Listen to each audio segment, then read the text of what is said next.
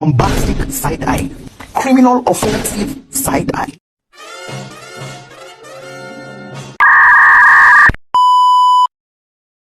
Huh? Huh? Halo, hai guys. Mari kita bahas untuk permasalahan renewable energy.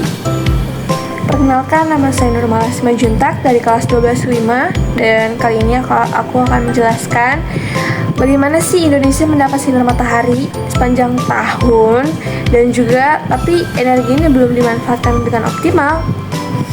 Sementara itu, ketergantungan pada energi fosil juga menimbulkan polusi dan pemanasan global. Panel surya bisa menjadi solusinya, tapi bagaimana ya caranya dan seberapa besar potensinya? Dan yuk, mari kita bahas. Energi terbarukan adalah energi yang berasal dari sumber alami yang dapat diperbarui atau tidak akan habis, seperti sinar matahari, angin, air, dan biomasa. Penggunaan energi terbarukan membantu mengurangi ketergantungan pada bahan bakar fosil dan mengurangi dampak negatif terhadap lingkungan. Saat ini dunia menghadapi tantangan besar dalam memenuhi kebutuhan energi yang terus meningkat. Sumber energi fosil seperti minyak, gas, dan batu bara masih menjadi sumber utama, tetapi cadangannya semakin menipis dan menyebabkan polusi serta perubahan iklim. Untuk mengatasi hal ini, banyak negara mulai beralih ke energi terbarukan seperti tenaga surya, angin, dan hidroelektrik. Namun, transisi ini membutuhkan investasi besar dan teknologi yang lebih efisien agar dapat memenuhi permintaan energi secara berkelanjutan. Grafik ini menunjukkan peningkatan efisiensi rata-rata sel surya yang diproduksi secara massal dari tahun 2022 hingga pertengahan 2025. Teknologi tandem yaitu perovskite dan silikon menunjukkan peningkatan paling signifikan dari sekitar 27% pada 2023 menjadi 29% pada 2025. Teknologi ABC juga mengalami peningkatan stabil mencapai 26,2% di 2025. Sementara itu, N-type TOPCon dan P-type mono PERC menunjukkan peningkatan lebih lambat dengan efisiensi masing-masing sekitar 25,7% dan 24% pada pertengahan 2025. Tren ini menunjukkan bahwa teknologi baru seperti tandem memiliki potensi besar bagi meningkatkan efisiensi energi surya di masa depan. Panel surya bekerja dengan mengubah sinar matahari menjadi listrik menggunakan fotovoltaik.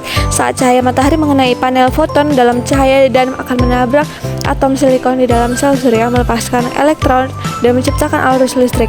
Arus listrik ini kemudian dialirkan melalui rangkaian inverter yang mengubah listrik searah DC menjadi listrik bolak-balik AC yang dapat digunakan untuk perangkat listrik di rumah atau disalurkan ke jaringan listrik. Dengan teknologi yang terus berkembang, efisiensi panel surya semakin meningkat, membuatnya menjadi sumber energi terbarukan yang semakin handal.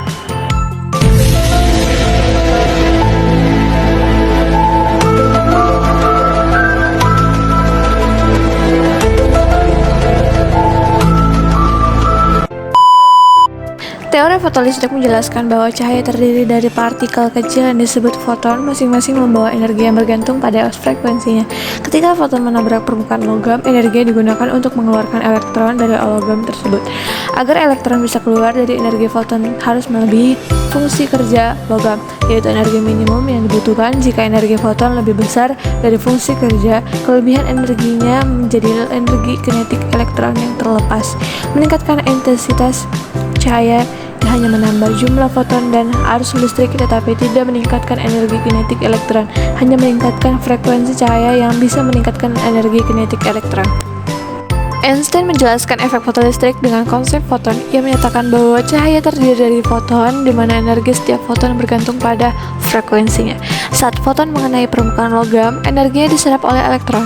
Jika energi foton lebih besar dari fungsi kerja logam, elektron akan terlepas dan sisa energinya berubah menjadi energi kinetik. Peningkatan intensitas cahaya hanya menambah jumlah foton dan arus listrik, tetapi tidak mempengaruhi energi kinetik elektron. Sebaliknya, peningkatan frekuensi cahaya akan meningkatkan energi kinetik elektron yang terlepas. Depan, saya yakin masa depan energi terbarukan akan sangat bergantung pada perkembangan teknologi fotolistrik. Dengan memanfaatkan panel surya berbasis foton, kita bisa meningkatkan efisiensi konversi cahaya menjadi listrik. Kuncinya ada pada material dengan fungsi kerja rendah agar lebih banyak elektron bisa terlepas dan menghasilkan arus listrik lebih besar. Selain itu, peningkatan frekuensi cahaya dengan lapisan nanoteknologi dapat meningkatkan energi kinetik elektron sehingga output daya lebih optimal. Jika dikombinasikan dengan jaringan pintar dan menyimpan energi berbasis baterai yang canggih, kita bisa menciptakan sistem energi yang lebih stabil, efisien, dan 100% bersih.